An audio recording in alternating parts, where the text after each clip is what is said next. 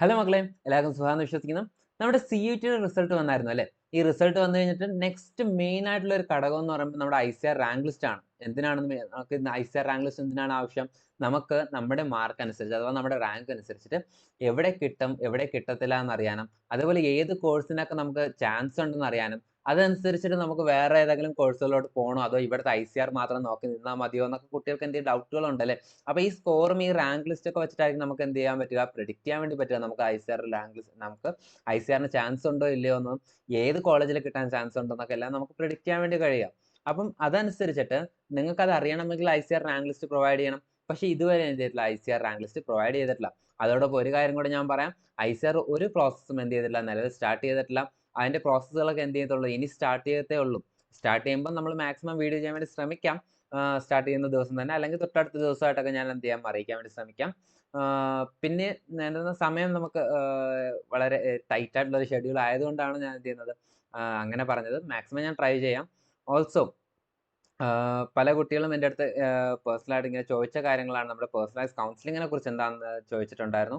അതോടൊപ്പം ഞാൻ ഈ വീഡിയോയിൽ ഡിസ്കസ് ചെയ്യാൻ പോകുന്നത് നമ്മുടെ ICAR റാങ്ക്, അതായത് നമ്മുടെ സ്കോർ വെച്ചിട്ട് നമുക്ക് വരാൻ പോകുന്ന റാങ്കിന്റെ ഒരു പ്രഡിക്ഷൻ ആണ്. ഒരിക്കലും ഞാൻ ഈ പറയുന്ന റാങ്ക് തന്നെ വരുമെന്ന് എന്ത് ചെയ്തില്ല, നിങ്ങൾ വിചാരിക്കരുത്. ഇത് കഴിഞ്ഞ വർഷത്തെയും അതിന് മുമ്പ് വർഷത്തെയൊക്കെ ട്രെൻഡ് ഒക്കെ വെച്ചിട്ട് നമ്മൾ എന്ത് ചെയ്യുക, സ്കോറും അതേപോലെ ഈ വർഷം എഴുതിയ കുട്ടികളുടെ എണ്ണവും ആ കുട്ടികൾക്ക് കിട്ടിയ സ്കോർ നമ്മൾ യൂട്യൂബിലൊക്കെ പോളിട്ട് എന്നൊക്കെ കണ്ടിട്ടുണ്ടാവും. അതൊക്കെ വെച്ചിട്ട് നമ്മൾ എന്ത് ചെയ്യുക, ഒരു പ്രഡിക്ഷൻ നടത്തുക. എത്രമാത്രം കുട്ടികൾ എഴുതിയിട്ടുണ്ട്, എത്രമാത്രം കുട്ടികൾക്ക് നമ്മുടെ കേരളത്തിൽ എഴുതിയിട്ടുണ്ട്, ഇതെല്ലാം നമ്മൾ എന്ത് ചെയ്യുന്നുണ്ട്, കാൽക്കുലേറ്റ് ചെയ്തിട്ട് അതിന്റെ ഒരു പ്രഡിക്ഷൻ മാത്രമാണ് ഇത്. ഇതൊരിക്കലും നിങ്ങൾ എന്ത് ചെയ്യില്ല, ഇത് കറക്റ്റ് ഇന്ന സ്കോർ ഇന്ന റാങ്ക് തന്നെ നിങ്ങൾക്ക് വരുമെന്ന് എന്ത് ചെയ്യില്ല വിചാരിക്കുക. ചെറിയ വ്യത്യാസമൊക്കെ എന്നാലും എന്ത് ചെയ്യത്തുള്ളൂ, വരത്തുള്ളൂ. ഞാൻ ഈ പറയാൻ പോകുന്ന റാങ്ക് ലിസ്റ്റിൽ നിന്നും വളരെ വലിയ വ്യത്യാസമൊന്നും ഒരിക്കലും വരത്തില്ല. ചെറിയ ജസ്റ്റ് ഒരു 100 വരെയൊക്കെ അങ്ങോട്ടോ ഇങ്ങോട്ടോ ചിലപ്പോൾ മാറിയാൽ ഉള്ളൂ. അതിന്റെ അപ്പുറം എന്ത് ചെയ്തില്ല, മാറത്തില്ല എന്ന് ഞാൻ നിങ്ങൾ ഷുവറായിട്ട് പറയുന്നു. അപ്പൊ നമ്മുടെ ഇതിന്റെ കൗൺസിലിങ്ങിന്റെ കാര്യങ്ങളിലോട്ട് പോവാം. അതിന് മുമ്പായിട്ട് നമ്മുടെ പേഴ്സണലൈസ് കൗൺസിലിംഗ് എന്താണെന്ന് ഞാൻ ഒന്നുകൂടെ വ്യക്തമാക്കി തരാം. പല കുട്ടികളും നമ്മളോട് ചോദിച്ചിട്ടുണ്ടായിരുന്നു, താഴെ കാണുന്ന നമ്പർ കണ്ടിട്ട് വിളിച്ചതാണ്, അതെന്താ സംഭവം എന്നൊക്കെ പറഞ്ഞ് ചോദിക്കുന്നുണ്ട്. അപ്പോൾ അവർക്ക് വേണ്ടി ഞാൻ പറയാം, നമ്മുടെ പേഴ്സണലൈസ് കൗൺസിലിംഗ് എന്ന് വെച്ച് കഴിഞ്ഞാൽ നമ്മൾ എന്ത് ചെയ്യുന്നുണ്ട്, നിങ്ങൾക്ക് വേണ്ടിയിട്ട് നിങ്ങൾക്ക് ഒരു അഡ്മിഷൻ കിട്ടാൻ വേണ്ടി നമ്മൾ ഹെൽപ്പ് ചെയ്യുകയാണ്. അത് ജസ്റ്റ് നിങ്ങൾക്ക് എന്തെങ്കിലും കാര്യങ്ങൾ പറഞ്ഞു തന്നുകൊണ്ട് മാത്രമല്ല, നിങ്ങളുടെ എല്ലാ ഡൗട്ട്സും നമ്മൾ സോൾവ് ചെയ്ത് തരും. അതേപോലെ തന്നെ നമ്മുടെ ചോയ്സ് ഫില്ലിംഗ് കാര്യങ്ങളും എല്ലാം നമ്മൾ എന്ത് ചെയ്യും, നമ്മൾ തന്നെ ചെയ്തു തരും. എന്നാൽ നമ്മളുടെ ഈ ഒരു കൗൺസിലിങ്ങിലൂടെ കഴിഞ്ഞ വർഷം മാത്രം 580+ സ്റ്റുഡൻസ് എന്ത് ചെയ്തിട്ടുണ്ട്, കഴിഞ്ഞ വർഷം പല കോഴ്സുകൾക്കായിട്ട് നമ്മുടെ ICAR വഴി പല കോഴ്സുകളിലോട്ടും എന്ത് ചെയ്തിട്ടുണ്ട്, അഡ്മിഷൻ വാങ്ങിച്ചു പോയിട്ടുണ്ട്. അപ്പം അതേപോലെ തന്നെ ഈ വർഷം നമ്മൾ എന്ത് ചെയ്യുന്നുണ്ട്, ഇത് പേഴ്സണലൈസ് കൗൺസിലിംഗ് ആയിട്ട് തന്നെ ചെയ്യുന്നുണ്ട്. നമുക്ക് കൗൺസിലിംഗ് തൊട്ട് കോളേജ് വരെയുള്ള നിങ്ങളുടെ എല്ലാ ഹെൽപ്പും നമ്മൾ എന്ത് ചെയ്യുന്നുണ്ട്, നമ്മൾ ചെയ്തു തരുന്നതായിരിക്കും. ഓൾസോ നിങ്ങൾക്ക് എന്ത് ഡൗട്ട്സ് ഉണ്ടെങ്കിലും നിങ്ങൾ പോകാൻ പോകുന്ന യൂണിവേഴ്സിറ്റിയിലുള്ള നമ്മുടെ കുട്ടികൾ, നിങ്ങളുടെ സീനിയേഴ്സിനോട് വേണമെങ്കിൽ നിങ്ങൾക്ക് എന്ത് ചെയ്യാൻ പറ്റും, നിങ്ങൾക്ക് അവരുമായിട്ട് സംസാരിക്കാനുള്ള ഒരു ഇത് കൂടെ നമ്മൾ എന്ത് ചെയ്യും, ഒരുക്കി തരുന്നതായിരിക്കും. ഓൾസോ നമ്മൾ എന്ത് ചെയ്യുന്നുണ്ട്, നമ്മുടെ പ്രിഫറൻസ് ഷീറ്റ് മെയിൻ കാര്യം നിങ്ങൾ നമ്മുടെ ICARന്റെ കാര്യത്തിൽ മെയിനായിട്ട് നിങ്ങൾ ശ്രദ്ധിക്കേണ്ടത് നമ്മുടെ പ്രിഫറൻസ് ഷീറ്റ് ആണ്. അതായത് ഈ പ്രിഫറൻസ് ഷീറ്റ് ശരിയല്ല എങ്കിൽ, നിങ്ങളുടെ ചോയ്സ് ഫില്ലിംഗ് ശരിയല്ല എങ്കിൽ നിങ്ങൾക്ക് എന്ത് ചെയ്യത്തില്ല, നല്ല മാർക്ക് ഉണ്ടെങ്കിൽ അഡ്മിഷൻ കിട്ടാനുള്ള ചാൻസ് ഇല്ല. കഴിഞ്ഞ വർഷം ഒരുപാട് കുട്ടികൾക്ക് എന്ത് ചെയ്തിട്ടുണ്ട്, അങ്ങനെ പോയിട്ടുണ്ട്. അതേപോലെ തന്നെ നിങ്ങൾ വയ്ക്കാൻ പാടില്ലാത്ത, അതായത് പല കാറ്റഗറി ABC എഴുതിയ കുട്ടികളുണ്ട്, PCM എഴുതിയ കുട്ടികളുണ്ട്. അപ്പോൾ ഇവരൊക്കെ എന്ത് ചെയ്യാൻ പാടില്ല, വയ്ക്കാൻ പാടില്ലാത്ത കോളേജുകളും വയ്ക്കാൻ പാടില്ലാത്ത കോഴ്സുകളും ഉണ്ട്. അതൊക്കെ നിങ്ങൾ മനസ്സിലാക്കി വച്ചില്ല എങ്കിൽ, അഥവാ ആ കോഴ്സുകൾ നിങ്ങൾ ആഡ് ചെയ്തിട്ടുണ്ടെങ്കിൽ ഉറപ്പായിട്ടും നിങ്ങളുടെ അഡ്മിഷൻസ് എന്ത് ചെയ്യും, പോകും. അങ്ങനെയും കഴിഞ്ഞ വർഷം ഒരുപാട് കുട്ടികൾ SC കാറ്റഗറി ആയിട്ടും എന്ത് ചെയ്തിട്ടുണ്ട്, ഒരു റിസർവേഷൻ ഉണ്ടായിട്ട് പോലും ഒരു സീറ്റ് ലഭിക്കേണ്ട ഒരു അവസ്ഥയിൽ ലഭിക്കാതിരുന്ന കുട്ടികളും ഉണ്ട്. അപ്പൊ ഇങ്ങനത്തെ ബുദ്ധിമുട്ടുകളൊന്നും നമ്മുടെ മക്കൾക്ക് ഈ പ്രാവശ്യം വരാതിരിക്കാനും, എല്ലാ കുട്ടികളും ഈ വർഷം തന്നെ നമ്മുടെ ഇതിലൂടെ അലോട്ട്മെന്റിലൂടെ ഏതെങ്കിലും ഒരു കോളേജിലോട്ട് ലഭിക്കാനും വേണ്ടിയിട്ടാണ് നമ്മൾ എന്ത് ചെയ്യുന്നത്, ഈ കൗൺസിലിംഗ് ചെയ്യുന്നത്. നിങ്ങൾക്ക് വേണമെങ്കിൽ ബാക്കിയുള്ള ചെയ്യുന്ന ആൾക്കാരെ നിങ്ങൾ വേണമെങ്കിൽ സമീപിക്കാം. അവിടേക്ക് അവർ എന്ത് ചെയ്യുന്നുണ്ട്, 1000 to 1500 വരെ എന്ത് ചെയ്യുന്നുണ്ട്, ഈ ഒരു പ്രോസസ്സിന് വേണ്ടി വാങ്ങിക്കുന്നുണ്ട്. പക്ഷെ നമ്മൾ ഇത് എന്ത് ചെയ്യുന്നില്ല, ലിമിറ്റഡ് ആയിട്ട് നമുക്ക് ഇത് നിങ്ങൾക്കൊരു ഇതായിട്ടും അതേസമയം നമുക്ക് നഷ്ടമില്ലാത്ത രീതിക്ക്, നമുക്ക് ഞാൻ ഒറ്റയ്ക്ക് വിചാരിച്ചു കഴിഞ്ഞാൽ ഇത്ര കുട്ടികൾക്കെല്ലാം വേണ്ടി നമുക്ക് എന്ത് പ്രിഫറൻസ് ഓർഡർ സെറ്റ് ചെയ്യാനും ചെയ്ത് കൊടുക്കാനൊന്നും കഴിയത്തില്ല. അപ്പൊ നമുക്കൊരു ടീമുണ്ട്. ആ ടീമിനെ നമുക്ക് എന്ത് ചെയ്യാം, വെറുതെ വിളിച്ചു കഴിഞ്ഞാൽ നമ്മൾ വരുന്നത് പോലെ ബാക്കിയുള്ളവർ വരണമെന്നില്ലല്ലോ. അപ്പൊ അതിനും കൂടി ആയിട്ടാണ് നമ്മൾ എന്ത് ചെയ്യുന്നത്, ഈ ഒരു ഫീ വാങ്ങിക്കുന്നത്. അതേപോലെ നിങ്ങൾക്ക് ഇവിടെ താഴെ കാണാൻ കഴിയുന്നത് പോലെ ഇതെല്ലാമായിരിക്കും നമ്മുടെ എന്ത് ചെയ്യുന്നത്, നമ്മുടെ ഇതിൽ ചേരുന്നതിന്റെ ബെനിഫിറ്റ്സ്. നിങ്ങൾക്ക് ഒന്ന് സ്റ്റോപ്പ് ചെയ്തിട്ട് പോസ് ചെയ്തിട്ട് നിങ്ങൾക്ക് എന്ത് ചെയ്യാൻ പറ്റും, ഈ ബെനിഫിറ്റ്സ് എല്ലാം ഒന്ന് വായിച്ചു നോക്കാൻ കഴിയും. ഡോക്യുമെന്റ്സിലായാലും നിങ്ങൾ ശ്രദ്ധിക്കുക. ഇപ്പോഴേ റെഡിയാക്കി വെച്ചില്ലെങ്കിൽ നിങ്ങൾ ആ സമയമാകുമ്പോൾ എന്ത് ചെയ്യും, നിങ്ങൾക്ക് ഒരുപാട് ബുദ്ധിമുട്ടുകൾ നേരിടും. ചിലപ്പോൾ ആ സമയത്തിനുള്ളിൽ നിങ്ങൾക്ക് എന്ത് ചെയ്യാൻ പറ്റിയെന്ന് വരത്തില്ല, നിങ്ങൾക്ക് അതെല്ലാം റെഡിയാക്കാൻ പറ്റിയെന്ന് വരത്തില്ല. അപ്പോൾ ആ കാര്യങ്ങളൊന്ന് ശ്രദ്ധിക്കുക. നമ്മുടെ മെയിൻ ടോപ്പിക്കിലോട്ട് നമുക്ക് പോകാം. നമ്മുടെ CUTയുടെ സ്കോർ വെച്ചിട്ട് നമ്മുടെ റാങ്കിന്റെ ഒരു പ്രഡിക്ഷൻ നമ്മൾ ചെയ്യുന്നു എന്ന് പറഞ്ഞായിരുന്നു. അപ്പോൾ അങ്ങനെ നോക്കുവാണെങ്കിൽ നമുക്ക് ഫസ്റ്റ് ഓഫ് ഓൾ നമ്മൾ അറിയേണ്ടത് നമുക്ക് എത്ര മാർക്ക് വരെയാണ് നമ്മുടെ എക്സാം നടത്തുന്നത് അല്ലേ? നമ്മുടെ എക്സാം പൊതുവെ നമ്മുടെ CUTയുടെ എക്സാം നടത്തിയിരിക്കുന്നത് 600 മാർക്സിനാണ്. അതായത് നമ്മുടെ ഇംഗ്ലീഷും ജനറൽ ടെസ്റ്റും ഒന്നും ഞാൻ ഇൻക്ലൂഡ് ചെയ്തിട്ടില്ല. നമ്മുടെ ICRന് ആകെ ആവശ്യം എന്താണ്? 3 സബ്ജക്ട്സ് എങ്കിലും മിനിമം വേണമെന്നാണ് നമ്മുടെ ICRന് ആവശ്യമായിട്ടുള്ളത്. 3 ഡൊമെയിൻ സബ്ജക്ട്സ് ആണ് വേണ്ടത്. അതൊന്നില്ലെങ്കിൽ ഫിസിക്സ്, കെമിസ്ട്രി, ബയോളജി ആവാം. അഥവാ ഫിസിക്സ്, കെമിസ്ട്രി, മാത്സ് ആവാം. അല്ലെങ്കിൽ അഗ്രികൾച്ചർ, ബയോളജി, കെമിസ്ട്രി ആവാം. അഥവാ ഇതുമല്ലെങ്കിൽ ഫിസിക്സ്, കെമിസ്ട്രി, അഗ്രികൾച്ചർ ആവാം. ഇങ്ങനെ ഏതെങ്കിലും ഒരു 3 സബ്ജക്ട് കോമ്പിനേഷനിൽ എഴുതിയിരിക്കണം എന്നത് ഇമ്പോർട്ടൻ്റ് ആണ്. അതോടൊപ്പം നിങ്ങൾ ഇവിടെ ശ്രദ്ധിക്കേണ്ട ഒരു കാര്യം, ഈ സബ്ജക്ട്സ് നിങ്ങൾ +2ൽ പഠിച്ചിട്ടുണ്ടാവണം. ഇത് +2ൽ പഠിച്ചിട്ടില്ല, പക്ഷെ നിങ്ങൾ ഈ സബ്ജക്ട് എഴുതിയിട്ടുണ്ടെങ്കിൽ നിങ്ങൾക്ക് എന്ത് ചെയ്യാൻ പറ്റത്തില്ല? കൗൺസിലിംഗിൽ പങ്കെടുക്കാൻ പറ്റത്തില്ല. നിങ്ങൾ ചിലപ്പോൾ ഒരുപക്ഷെ എക്സാം ഒക്കെ എഴുതിയിട്ടുണ്ടാവും. അതായത് ഫോർ എക്സാമ്പിൾ ഞാൻ പറയുകയാണെങ്കിൽ ഞാനിപ്പോൾ അഗ്രികൾച്ചർ പഠിച്ചിട്ടില്ല. ഞാൻ +2ൽ ഫിസിക്സ്, കെമിസ്ട്രി, ബയോളജി, മാത്സ് പഠിച്ച ഒരു കുട്ടിയാണ്. പക്ഷെ ഞാൻ എക്സാം എഴുതിയപ്പോൾ ഫിസിക്സും മാത്സും പാടില്ല എന്ന് വിചാരിച്ച് ഞാൻ എന്ത് ചെയ്തു? അഗ്രികൾച്ചർ ജസ്റ്റ് ഒന്ന് പഠിച്ചിട്ട് ഞാൻ എന്ത് ചെയ്തു? എക്സാമിന് അറ്റൻഡ് ചെയ്തു.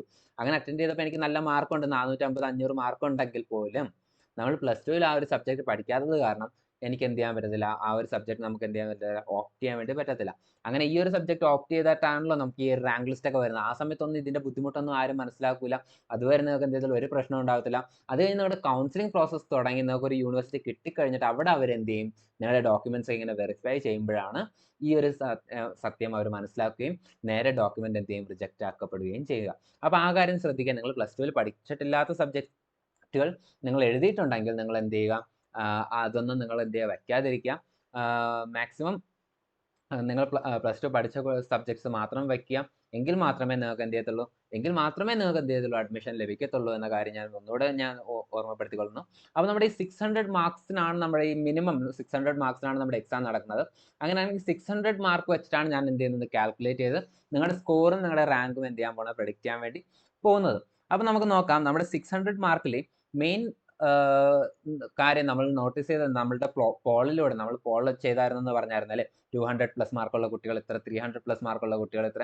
അങ്ങനെ പോൾ ചെയ്തപ്പം നമുക്ക് കിട്ടിയ പോളുകളുടെ അടിസ്ഥാനത്തിൽ നമ്മൾ നോക്കിയപ്പോൾ മാക്സിമം അതായത് 250 to 350 വരെ മാർക്ക് വരുന്ന കുട്ടികളുടെ എണ്ണം എന്ന് പറയുന്നത് ഓൾമോസ്റ്റ് 50% അടുത്ത്, അതായത് 48% ഓളം കുട്ടികൾ എന്താണ് 250 to 350% ഉണ്ട്. 250 to 350+ മാർക്കുള്ളവരാണ്.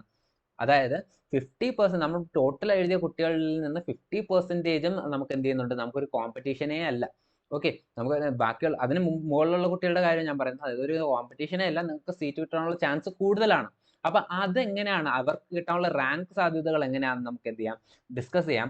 ഈ ഒരു കാര്യം നിങ്ങൾ നോട്ട് ചെയ്യുക. ഇത്ര കുട്ടികൾക്കും ഉള്ള മാർക്ക്, അതായത് ഈ റേഞ്ചിലുള്ള മക്കളും നിങ്ങൾ ശ്രദ്ധിക്കുക.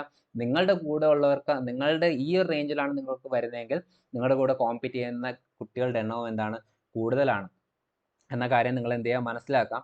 അപ്പൊ ഈ ഒരു മാർക്കിലുള്ള കുട്ടികൾ എന്ത് ചെയ്യുക? ശ്രദ്ധിക്കുക. എന്തെന്നാൽ ഇതൊക്കെ നിങ്ങൾ ശ്രദ്ധിച്ചില്ലെങ്കിൽ, ഈ ഒരു കാര്യം നിങ്ങൾ ശ്രദ്ധിച്ചില്ലെങ്കിൽ നിങ്ങൾക്ക് കിട്ടാൻ സാധ്യതയുള്ള കോഴ്സ് പോലും എന്ത് ചെയ്യത്തില്ല? ചിലപ്പോൾ കിട്ടിയെന്ന് വരത്തില്ല.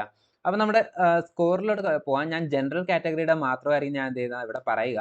ഇതിൽ പക്ഷെ OBCയും അതേപോലെ തന്നെ EWSയും കാര്യം എന്ത് ചെയ്യുക? ഓൾമോസ്റ്റ് ഈ ഒരു റാങ്ക് വെച്ച് തന്നെ നിങ്ങൾ എന്ത് ചെയ്യുക? നിങ്ങളുടെ പ്രെഡിക്റ്റ് ചെയ്യുക. SC/STക്കാർക്കും PWDക്കാർക്കും എന്ത് ചെയ്യും? വ്യത്യാസം വരും. OBC EWS തമ്മിൽ വലിയ വ്യത്യാസമൊന്നും വരത്തില്ല. വളരെ അതായത് 250 മാർക്കുള്ള ഒരാൾ ഒരു കോഴ്സിന് കയറുന്നുണ്ടെങ്കിൽ, ജനറൽ കാറ്റഗറിയിൽ ഒരാൾ കയറുന്നുണ്ടെങ്കിൽ അത് 245 വരെ അഥവാ 230 വരെ 40 വരെയൊക്കെ എന്താ മാക്സിമം പോയാൽ നമ്മുടെ OBC EWS കയറും. അതിന്റെ താഴെ എന്ത് ചെയ്യത്തില്ല? പോകത്തില്ല. ഇത് ജസ്റ്റ് ഒരു സംഖ്യ ഞാൻ പറഞ്ഞതേ ഉള്ളൂ. ഇത് അങ്ങനെയാണെന്ന് നിങ്ങൾ എന്ത് ചെയ്യല്ലേ? ധരിക്കരുത്. ഓക്കെ, അപ്പൊ നമ്മുടെ ഈ ജനറൽ കാറ്റഗറിന്റെ ആണ് മെയിൻ ആയിട്ട് ഞാൻ പറയുന്നത്. അപ്പൊ നമുക്ക് 600 മാർക്കെങ്കിൽ നമുക്കറിയാം നമ്മുടെ മാർക്ക് എന്ത് ചെയ്യും? 550+ മാർക്കുള്ള കുട്ടികളാണെങ്കിൽ അവരുടെ റാങ്ക് ഓൾമോസ്റ്റ് എത്രയായിരിക്കും എന്ന് ചോദിച്ചു കഴിഞ്ഞാൽ ഓൾമോസ്റ്റ് 150 to 200 വരെ എന്ത് ചെയ്യാം? റാങ്ക് വരാം. ഓക്കെ, നിങ്ങൾ ആലോചിക്കും 600 നമ്മുടെ പരീക്ഷ, അതിൽ 550+ മാർക്ക് വാങ്ങിച്ചിട്ട് പോലും ഇത്രയും റാങ്ക് വരുമെന്ന് ചോദിച്ചാൽ ഉറപ്പായിട്ടും വരും. എന്നാൽ നമ്മൾ നോർത്തിലുള്ള നമുക്ക് പരിചയമുള്ള നമ്മുടെ സാറന്മാരുമായിട്ടൊക്കെ നമ്മൾ അന്വേഷിച്ച് നോക്കിയപ്പോൾ അവിടെ ഓരോ ഇൻസ്റ്റിറ്റ്യൂട്ട്സിലും 11ഉം 12ഉം പേര് 600 വാങ്ങിച്ച കുട്ടികളൊക്കെ എന്ത് ചെയ്യുന്നുണ്ട്? 600-ൽ 580+ ഒക്കെ വാങ്ങിച്ച കുട്ടികൾ എന്ത് ചെയ്യുന്നുണ്ട്, നിലനിൽക്കുന്നുണ്ട്. സോറി, 600 അല്ല, 600-ൽ 580+ വാങ്ങിച്ച കുട്ടികളൊക്കെ 11ഉം 12ഉം ഓരോ ഇൻസ്റ്റിറ്റ്യൂട്ട്സിലുണ്ട്. അപ്പോൾ ഇങ്ങനെ നമ്മൾ നോക്കി വന്നപ്പോൾ നമുക്ക് എന്ത് ചെയ്യാം, നമുക്ക് മനസ്സിലായി 150 to 200 റാങ്ക് വരെയൊക്കെ എന്ത് ചെയ്യാം, 550+ മാർക്കുള്ള കുട്ടികൾക്ക് പോകും. അങ്ങനെയാണെങ്കിൽ നെക്സ്റ്റ് നമുക്ക് നോക്കേണ്ടത് 500 to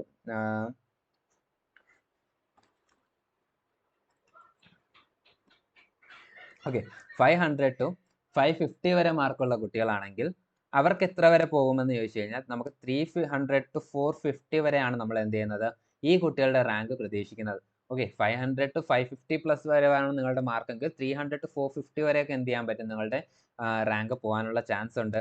നെക്സ്റ്റ് 475 to 500 വരെ മാർക്കുള്ള കുട്ടികളാണെങ്കിൽ അവരുടെ റാങ്ക് ഒരു ഓൾമോസ്റ്റ് 850യുടെ താഴെയായിരിക്കും. ഓക്കെ, 850യുടെ അണ്ടറിൽ വരെ ആയിരിക്കും 475 തൊട്ടുള്ള കുട്ടികൾക്ക് 475 അബവ് മാർക്കുള്ള കുട്ടികളുടെ റാങ്ക് വരിക. നെക്സ്റ്റ് വരുന്നത് നമ്മുടെ 450 to 475 വരെയുള്ള കുട്ടികളുടെ കാര്യം നോക്കുകയാണെങ്കിൽ ഞാൻ പറഞ്ഞു ഈ കാര്യങ്ങളൊക്കെ എല്ലാം നിങ്ങൾ എന്ത് ചെയ്യില്ല, ഇത് ഇന്ന റാങ്ക് തന്നെ നമുക്ക് കിട്ടുമെന്നൊന്നും വിചാരിക്കില്ല. ഇതിന്റെ ഉള്ളിൽ നിങ്ങൾക്ക് കിട്ടാനുള്ള ചാൻസ് കൂടുതലാണ്. നമ്മൾ ഇതുവരെ കാൽക്കുലേറ്റ് ചെയ്തത് ഇതുവരെ കിട്ടിയ അനാലിസിസ് വെച്ചിട്ട് നമ്മൾ നോക്കുമ്പോൾ ഇതിനുള്ളിൽ നിങ്ങൾക്ക് എന്ത് ചെയ്യാൻ റാങ്ക് കിട്ടാനുള്ള ചാൻസ് കൂടുതലാണ്. ഇതിൽ നിന്ന് അങ്ങോട്ട് പോവുകയാണെങ്കിൽ പോലും മാക്സിമം ഒരു 100ന്റെ ഡിഫറൻസ് ഒക്കെ, 100 റാങ്ക് ഒരു 100ന്റെ ഡിഫറൻസ് ഒക്കെ കാണത്തുള്ളൂ. അതിൽ കൂടുതൽ പോകാനുള്ള ചാൻസ് വളരെ കുറവാണ്, വളരെ നെഗ്ലിജിബിൾ ആണെന്ന് തന്നെ നമുക്ക് എന്ത് ചെയ്യാൻ വേണ്ടി പറയാൻ പറ്റും. ഓക്കെ, അപ്പം നമ്മളുടെ 450+ മാർക്കുള്ള കുട്ടികളൊക്കെ ആണെങ്കിൽ 450 to 475 മാർക്കുള്ള കുട്ടികളൊക്കെ ആണെങ്കിൽ അവർക്കുള്ള റാങ്കിന്റെ പ്രൊഡിക്ഷൻ എത്രയാണെന്ന് ചോദിച്ചു കഴിഞ്ഞാൽ 1800 ഒക്കെ ആയിരിക്കും. 1800 ഒക്കെ ആയിരിക്കും എന്ത് ചെയ്യുക, അവരുടെ റാങ്കിന്റെ, അതായത് 1800 അണ്ടറിലായിരിക്കും എന്ത് ചെയ്യുക, അവർക്ക് റാങ്ക് വരിക. ഓക്കെ, നെക്സ്റ്റ് 425 to, ഇതിൽ തന്നെ ഞാൻ ഒരു കാര്യം കൂടെ പറയാൻ, നമുക്ക് ഏത് റാങ്ക് വരെ നമുക്ക് എന്ത് ചെയ്യും, നമുക്ക് അഡ്മിഷൻ പ്രതീക്ഷിക്കാം എന്ന കാര്യം കൂടെ ഞാൻ എന്ത് ചെയ്യും ഇതിൽ പറയാം. ഓൾമോസ്റ്റ് അഗ്രികൾച്ചറിന് ഏത് റാങ്ക് വരെ കയറാം, ബാക്കിയുള്ള കോഴ്സുകൾ ഏതൊക്കെ റാങ്ക് വരെ കയറുമെന്ന് എന്ത് ചെയ്യാം ഞാൻ ഈ വീഡിയോയിൽ ഡിസ്കസ് ചെയ്യാം.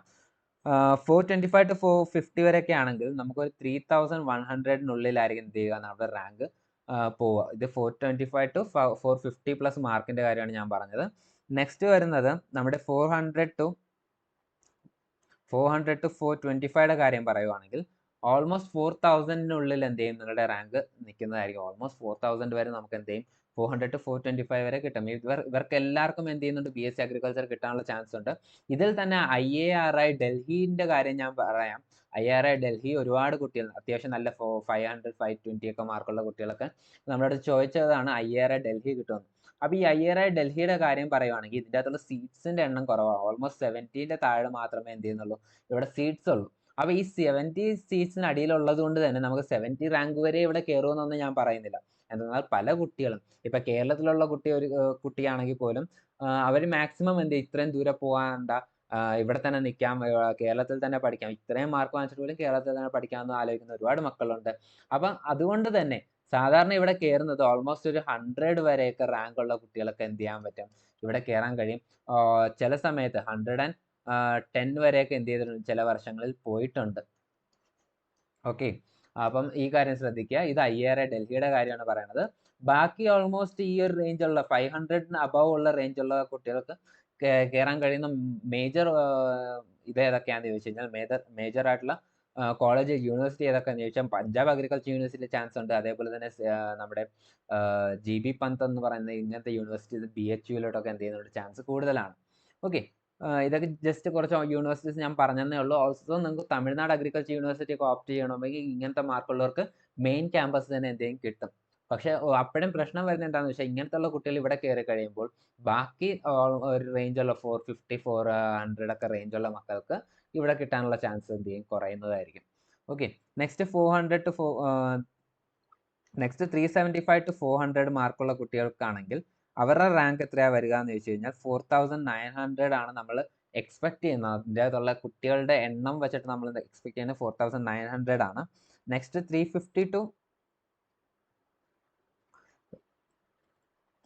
375യുടെ കാര്യം പറയുകയാണെങ്കിൽ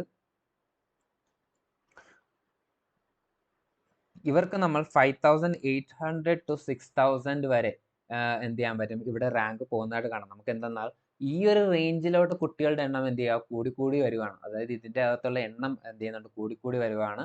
അപ്പോൾ ഇനി അങ്ങോട്ട് പോകുമ്പോൾ റാങ്കുകളുടെ എണ്ണത്തിലും അതേപോലത്തെ ഒരു വ്യത്യാസം എന്ത് ചെയ്യാൻ കഴിയും, നമുക്ക് കാണാൻ വേണ്ടി കഴിയും. അപ്പോൾ 350 പറഞ്ഞു. നെക്സ്റ്റ് 325 to 350 വരെ മാർക്ക് വരുന്ന കുട്ടികളാണെങ്കിൽ ഇവിടെയാണ് നമ്മുടെ ഇതിന് താഴോട്ടാണ് എന്ത് ചെയ്യുന്നത് മാക്സിമം കുട്ടികളും എന്ത് ചെയ്യുന്നത് ഉൾക്കൊള്ളുന്നത്. ഓൾമോസ്റ്റ് 50% കുട്ടികളും ഇതിൻ്റെ അണ്ടറിലാണ് വരുന്നതെന്ന് ഞാൻ പറഞ്ഞില്ലേ. അപ്പം ഈ ഒരു മാർക്കിൽ വരുന്ന കുട്ടികളുടെ എണ്ണം നോക്കുവാണെങ്കിൽ, ഈ മാർക്ക് നോക്കുവാണെങ്കിൽ ഓൾമോസ്റ്റ് 7500 വരെയൊക്കെ ഓൾമോസ്റ്റ് ഇവിടെ തന്നെ വരുന്നുണ്ട്. അപ്പം ഇവിടെയാണ് ഞാൻ നിങ്ങളുടെ അടുത്ത് ഒരു കാര്യം കഴിഞ്ഞ വീഡിയോയിൽ ഞാൻ ഒരു വീഡിയോ ചെയ്തിട്ടുണ്ടായിരുന്നു, കട്ട് ഓഫ് എന്ന് പറഞ്ഞിട്ട് ഒരു വീഡിയോ ചെയ്തിട്ടുണ്ടായിരുന്നു. അവിടെ ഞാൻ പറഞ്ഞു ഓൾമോസ്റ്റ് 320 വരെയൊക്കെ മാർക്കുള്ള കുട്ടികളൊക്കെ ആണെങ്കിൽ നിങ്ങൾക്ക് എന്ത് ചെയ്യാം, അഗ്രികൾച്ചർ കിട്ടാനുള്ള ചാൻസ് ഉണ്ടെന്ന് പറഞ്ഞിട്ട് ഞാൻ എന്ത് ചെയ്തിട്ടുണ്ട്, അന്ന് പറഞ്ഞിട്ടുണ്ടായിരുന്നു. അപ്പോൾ ആ കുട്ടികളുടെ ഞാൻ പറയുവാണെങ്കിൽ കഴിഞ്ഞ വർഷം 8K വരെയൊക്കെ എന്ത് ചെയ്തിട്ടുണ്ട്, മോപ്പപ്പിൽ കയറിയിട്ടുണ്ട്. ഓക്കെ, 8K വരെ എവിടെയാണ് കയറിയത്, മോപ്പപ്പിലാണ് കയറിയത്. ഇതൊരിക്കലും ഞാൻ 4th റൗണ്ടിൽ കയറിയെന്നല്ല ഞാൻ പറഞ്ഞത്, മോപ്പപ്പിൽ 8000 വരെയൊക്കെ റാങ്ക് ഉള്ളവർ കയറിയിട്ടുണ്ട്. ഇവിടെ ഇപ്പോഴും നോക്കുമ്പോൾ 325 വരെ മാർക്കുള്ളവർക്ക് 7500-നുള്ളിൽ നിങ്ങൾക്ക് എന്ത് ചെയ്യുന്നുണ്ട്, റാങ്ക് വരുന്നുണ്ട്. അപ്പോൾ ഇതിന് താഴെയുള്ള ജസ്റ്റ് ഒരു 320 അഥവാ 315 വരെ മാർക്ക് വരുന്നവർക്കൊക്കെ എന്ത് ചെയ്യുന്നുണ്ട്, ഒരു ചാൻസ് നിലനിൽക്കുന്നുണ്ട്. പക്ഷേ ഇതെപ്പോഴും ഓർക്കുക, ഇത് മോപ്പപ്പിലാണ്. അവിടെ ഒരുപാട് കാര്യങ്ങൾ പിന്നെയും ശ്രദ്ധിക്കേണ്ടതുണ്ട്. അത് ഞാൻ ചിലപ്പോൾ അടുത്ത വീഡിയോയിൽ ഡിസ്കസ് ചെയ്യാം, അല്ലെങ്കിൽ ഇത് ഒരുപാട് ലെങ്തി ആയി മാറും ഈ വീഡിയോ. നെക്സ്റ്റ് നമ്മുടെ 300 to 325 വരെ പറയുവാണെങ്കിൽ, ഓക്കെ, 300 to 325 വരെ പറയുവാണെങ്കിൽ ഇവരുടെ 9K വരെയൊക്കെ എന്ത് ചെയ്യാൻ ചാൻസ് ഉണ്ട്, നമ്മുടെ റാങ്ക് പോകാനുള്ള ചാൻസ് ഉണ്ട്. അപ്പോൾ നിങ്ങൾ ആലോചിക്കുക, ഇവിടെ 300 വരെ മാർക്കുള്ളവർക്ക് എന്ത് ചെയ്യത്തില്ല, ചിലപ്പോൾ അഗ്രികൾച്ചർ കിട്ടണമെന്ന് നിർബന്ധമില്ല. അതിൽ ഏതെങ്കിലും കുട്ടികളൊക്കെ കുറച്ച് ഈ ICR പ്രോസസ്സ് ഒരുപാട് ഡിലേ ആവുന്നത് കൊണ്ട് ഏതെങ്കിലും കുട്ടികൾ മാറിയാൽ മാത്രമേ നിങ്ങൾക്ക് എന്ത് ചെയ്യത്തുള്ളൂ, ഇതിലോട്ട് കിട്ടാനുള്ള ചാൻസ് ഉള്ളൂ. ആ കാര്യം നിങ്ങൾ ശ്രദ്ധിച്ച് വെച്ചേക്കുക. ഞാൻ ജസ്റ്റ് ഇങ്ങനെ കാര്യങ്ങൾ പറഞ്ഞു എന്നേ ഉള്ളൂ. നമുക്ക് ഓൾമോസ്റ്റ് 8K വരെ കഴിഞ്ഞ വട്ടം കയറിയിട്ടുണ്ട്. ആ കാര്യത്തിൽ നിങ്ങൾക്ക് ഞാൻ ഉറപ്പ് തരാം. അപ്പോൾ ഈ ഒരു റേഞ്ചിലുള്ള മക്കളാണെങ്കിൽ അഗ്രികൾച്ചർ തന്നെ കിട്ടുമെന്ന് എന്ത് ചെയ്താൽ ഉറപ്പ്, മീൻസ് അങ്ങനെ തന്നെ വിചാരിച്ച് നിൽക്കരുത്. നമുക്ക് ബാക്കിയുള്ള ഓപ്ഷൻസ് എന്താണെന്ന് കൂടെ നിങ്ങൾ മനസ്സിലാക്കുക, ബാക്കിയുള്ള കോഴ്സിൻ്റെ സ്കോപ്പ് എന്താണെന്ന് കൂടെ മനസ്സിലാക്കുക. എങ്കിൽ മാത്രമേ നിങ്ങൾക്ക് എന്ത് ചെയ്തുള്ളൂ, കറക്റ്റായിട്ടുള്ള ഒരു ഡിസിഷൻ എടുക്കാൻ വേണ്ടി കഴിയത്തുള്ളൂ. ഓൾസോ നിങ്ങൾ വേറെ ഏതെങ്കിലും എക്സാം എഴുതിയിട്ടുണ്ടെങ്കിൽ, കേരളത്തിലൊക്കെ ആണെങ്കിൽ നിങ്ങൾ നീറ്റ് വഴി കീമിലൂടെ നിങ്ങൾക്ക് അഗ്രികൾച്ചർ കേരളത്തിൽ വേണമെങ്കിൽ എടുക്കാം. ആ ഒരു ഓപ്ഷൻ നിങ്ങൾക്ക് ഉണ്ടെങ്കിൽ, നിങ്ങൾക്കൊരു 450 to 480+ മാർക്കെങ്കിലും നിങ്ങൾക്ക് ഉണ്ടെങ്കിൽ, 500 ഒക്കെയാണ് നമ്മൾ പ്രതീക്ഷിക്കുന്നത്, 480+ മാർക്കെങ്കിലും ഉണ്ടെങ്കിൽ നിങ്ങൾക്ക് ഒരു അഗ്രികൾച്ചറിന് ഒരു സീറ്റ് നിങ്ങൾക്ക് കൂടെ ലഭിക്കാം. ഓൾസോ 400-ന് മുകളിൽ നിങ്ങൾക്ക് മാർക്ക് ഉണ്ടെങ്കിൽ നിങ്ങൾക്ക് ഫോറസ്റ്റിനും ഫിഷറീസിനും ഒക്കെ ചാൻസ് കൂടുതലാണ്. ഇത് ചിലപ്പോൾ ഇത്തിരി കൂടെ താഴാനും ചാൻസ് ഉണ്ട്. ഇതിലൊരിക്കലും ഞാൻ എന്ത് ചെയ്യുന്നില്ല, ഇന്ന മാർക്ക് വരെ കയറുമെന്ന് ഞാൻ നേരത്തെ പറഞ്ഞില്ല, ഇന്ന മാർക്ക് വരെ കയറുമെന്ന് ഞാൻ പറയുന്നില്ല. ഇതിൽ കുറച്ചും കൂടെ താഴാനുള്ള ചാൻസും ഉണ്ട്. ഓക്കെ, അതെല്ലാം ബാക്കിയുള്ള കുട്ടികളിനെ ഡിപ്പെൻഡ് ചെയ്യും. അവർ ഒന്നുകൂടെ റിപ്പീറ്റ് ചെയ്യാൻ പോകുന്നുണ്ടോ, അഥവാ ഇത് ഉപേക്ഷിച്ച് വേറെ കോഴ്സുകളിൽ പോകുന്നുണ്ടോ, അതെല്ലാം ഡിപ്പെൻഡ് ചെയ്യും. എല്ലാ കുട്ടികളും ചെയ്യുകയാണെങ്കിൽ 500-ന് മുകളിലുള്ളവർക്ക് മാത്രമേ അഗ്രികൾച്ചർ ലഭിക്കത്തുള്ളൂ. ആ കാര്യം ഞാൻ എന്ത് ചെയ്യാൻ നമുക്ക് ഉറപ്പിച്ച് പറയാൻ വേണ്ടി കഴിയും.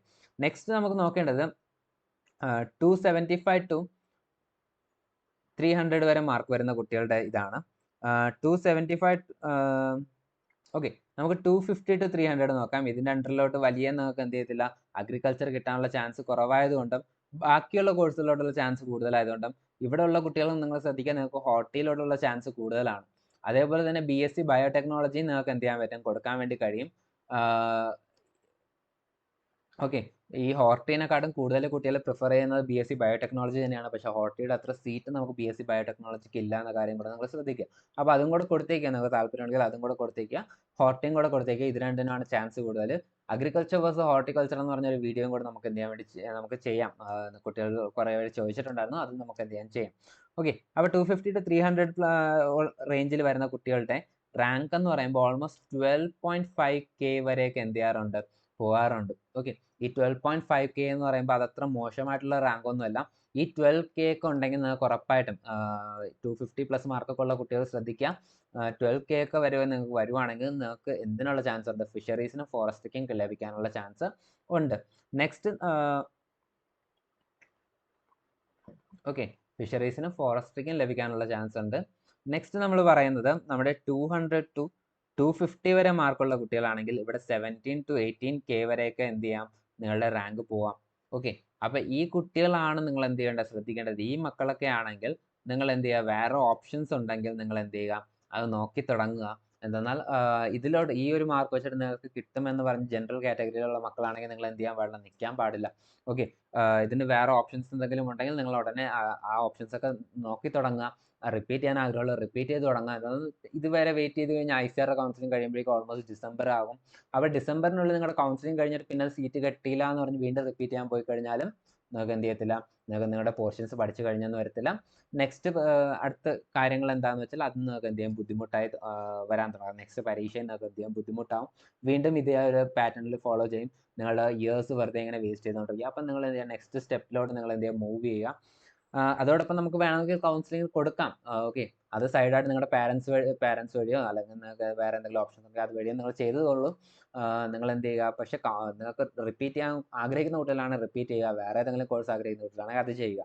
ഓക്കെ, നെക്സ്റ്റ് നമ്മൾ പറയാനുള്ളത് ഈ OBCയും EWS ഒക്കെ ഉള്ള കുട്ടികളാണെങ്കിൽ ഇവർ ശ്രദ്ധിക്കേണ്ടത് നിങ്ങൾക്ക് സെൻട്രൽ യൂണിവേഴ്സിറ്റീസിലോട്ട് നിങ്ങൾക്ക് എന്ത് ചെയ്യുന്നുണ്ട് ചാൻസ് കൂടുതലാണ്.